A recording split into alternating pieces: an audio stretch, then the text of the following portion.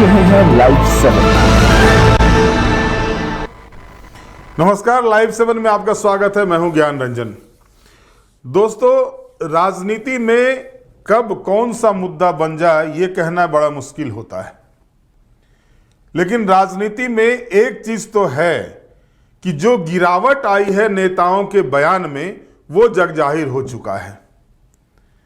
बयान देने से पहले ये भी नहीं सोचते हैं लोग कि उनके इस बयान से पार्टी पे क्या प्रभाव पड़ेगा, या फिर और भी चीजें। एक जो कहा जाए कि संस्कार एक होता है कि बोलने के पहले सोचा जाए कि किसी नारी के बारे में अगर कुछ बोल रहे हैं या किसी के बारे में, पुरुष हो या महिला हो, तो बोलने के पहले सोचा जाए कि उसका इम्पैक्ट जो है सो सोशल फील्ड में क्या पड़ता है।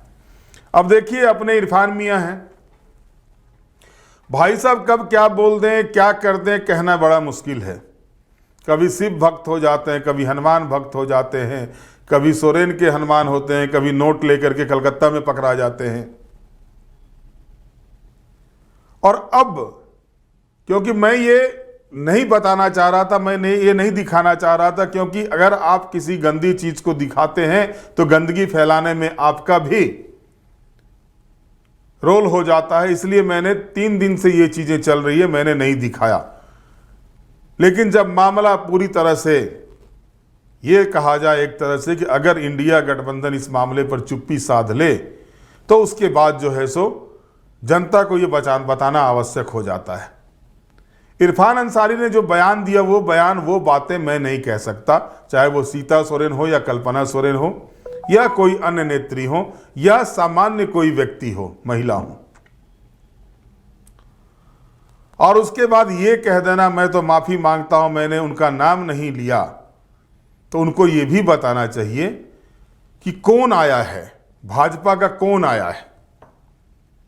अगर नाम नहीं बोले तो भाजपा से कौन आया है कैंडिडेट बन के, वहां पर भाजपा ने किसको कैंडिडेट बनाया है।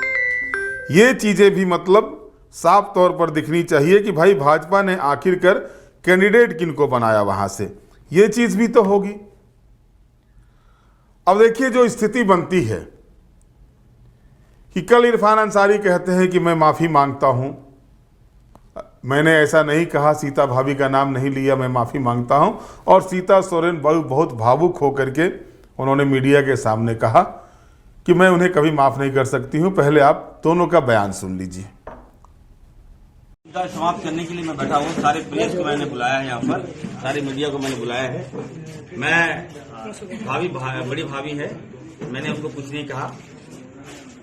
यहाँ माँ चंचला देख रही है, मैं हनुमान भक्त हूँ, राम भक्त हनुमान हूँ मैं। वो ऊपर वाला इंसाफ करेगा। अगर मैं गलत बोला हूँ तो मुझे ऊपर वाला इंसाफ करेगा, सजा ऊपर वाला देगा मुझे। मैं सीता सोरेन जी को कहूंगा मुद्दे पर लड़िए भाभी का रिस्पेक्ट अलग है, आपकी पार्टी अलग है। मैंने आपको कुछ नहीं कहा भाभी, मैंने पूरा वीडियो देखा है, 10 लाख बार देखा हो। आप देखिए बढ़िया से, मैं वीडियो भेज रहा हूं भाभी। क्रॉपिंग का हेडमास्टर भाजपा है जिसमें आप चले गए हैं। मत कीजिए किसी का, आप ठीक है चुनाव में आइए, हार जीत अलग बात है, लेकिन किसी का करियर बर्बाद मत कीजिए। लालचंद मुझे सुन नहीं दे रहा है, जो मैं किया नहीं हूं, जो मैं बोला नहीं हूं, वैसा मत कीजिए। आपको क्या लगता है ड्रामा करके क्या आपको वोट दे देगा जनता? क्या जामताड़ा है भाभी, जामताड़ा कोई वोट नहीं देने जा रहा आपको। देख रहा है इरफान अंसारी गलत नहीं किया है, आज तक मैं गलत नहीं किया हूं। 10 आप तो अभी जुमा 8 दिन आए हैं, अब तो 10 साल यही 15 साल यहां दे दिया मैंने। ओके, रिजेक्टेड माल मैं आपको नहीं बोला हूं भाभी मैं नहीं बोला हूं आपको। फिर भी आपको लगता है कि नहीं ये सेंटेंस आपकी तरफ होगा या किया गया होगा या ऐसा इरफान अंसारी सोचा होगा, तो इरफान अंसारी आपसे माफी मांग खत्म किया। इरफान अंसारी जैसे मानसिकता रखने वाले लोग और जो आज वो इंडिया गठबंधन टीम में उनको मंत्री भी बनाया गया है, तो जो जिन लोगों ने उनको मंत्री बनाया उनको भी एक दायित्व बनता है कि एक मंत्री का क्या ये होना चाहिए, अनुशासन होना चाहिए। क्या इस तरह एक आज मेरे पति नहीं है तो क्या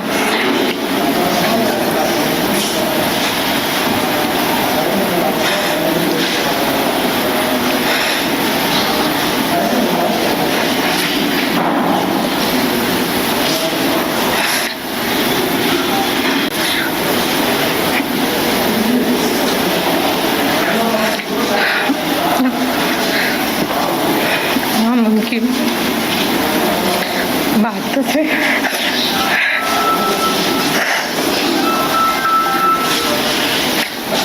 नहीं माफ करेंगे।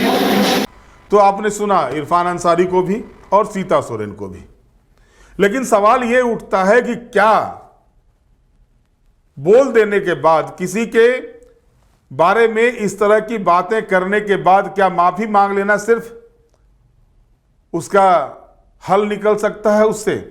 और सबसे बड़ी बात, आखिर कांग्रेस पार्टी क्यों नहीं बोल रही है? हेमंत सरकार में मंत्री हैं इरफान अंसारी, हेमंत सोरेन इसके बारे में क्यों नहीं कोई बयान दे रहे हैं? उनकी पत्नी लगातार, क्योंकि उनकी जेठानी है, वो राजनीतिक विद्वेषता हो सकती है, राजनीति अलग अलग दल से कर सकते हैं, लेकिन किसी परिवार के व्यक्ति पर अगर कोई इस तरह का बयान देता है तो आखिर चुप्पी क्यों? ये सवाल उठ रहे हैं। और इस सवाल को लगातार जिस तरह से भारतीय जनता पार्टी के द्वारा ट्रोल किया जा रहा है, भारतीय जनता पार्टी के द्वारा जिस तरह से इन चीज़ों को सामने लाया जा रहा है, वो सब कोई देख रहा है। और सबसे ज़्यादा आपको जान के आश्चर्य होगा कि पिछले 3 दिनों में सबसे ज़्यादा ट्रोल होने वाला अगर कुछ मुद्दा था तो यही मुद्दा चल रहा था।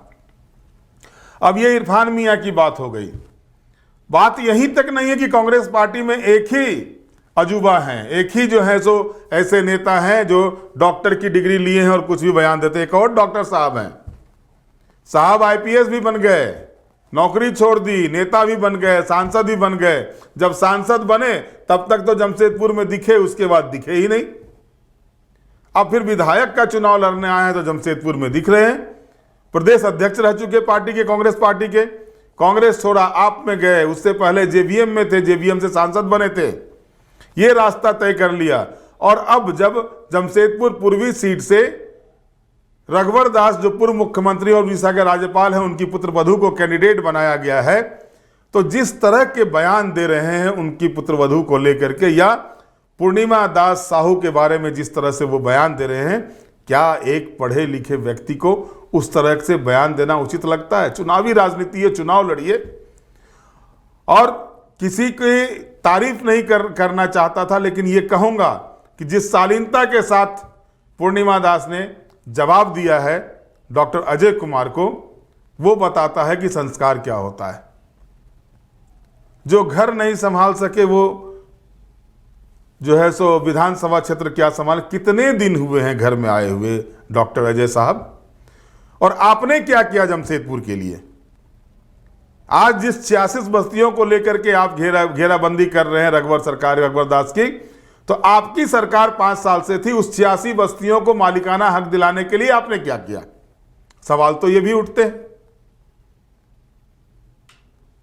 लेकिन इस सबसे इतर वो मुद्दे हो सकते हैं, 86 बस्ती का मुद्दा जिंदा रखिए, कोई दिक्कत नहीं है, लेकिन व्यक्तिगत आरोप राजनीति में नहीं होनी चाहिए।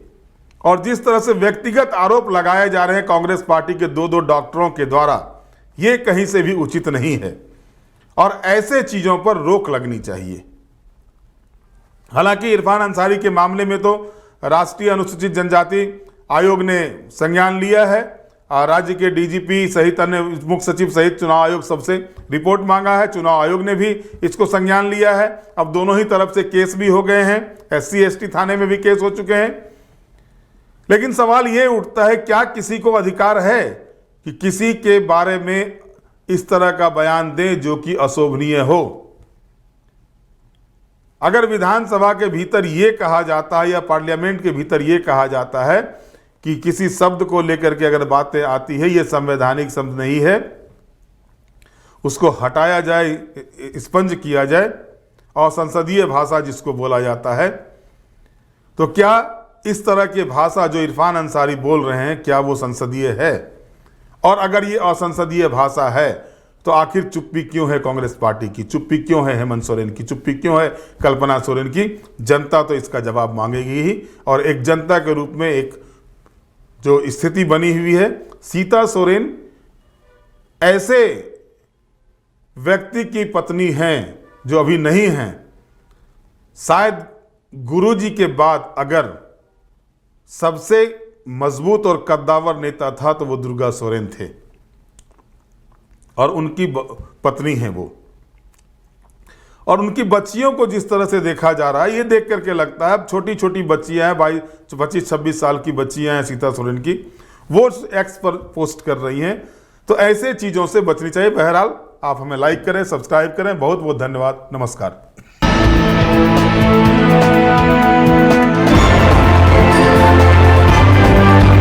आप देख रहे हैं लाइव 7।